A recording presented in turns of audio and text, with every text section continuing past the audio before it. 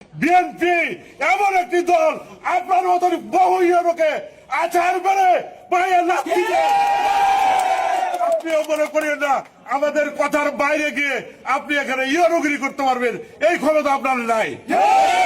কেউ করাতে পারবে না। কেউ যদি বলে থাকে আপনাকে যে আমরা আপনার শক্তি আছি, এটা ভুয়া কথা। কেউ আপনার পাশে দাঁড়াবে না এবং আপনি পাবেন না।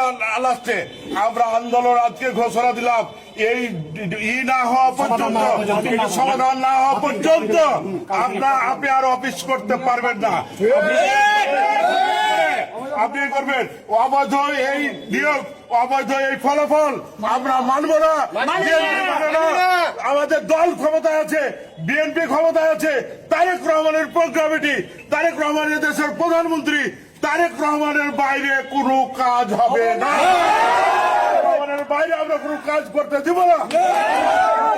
করতে পারেন, চ্যালেঞ্জ থাকলো আপনাদের সাথে, যদি আপনারা কেউ করতে পারেন।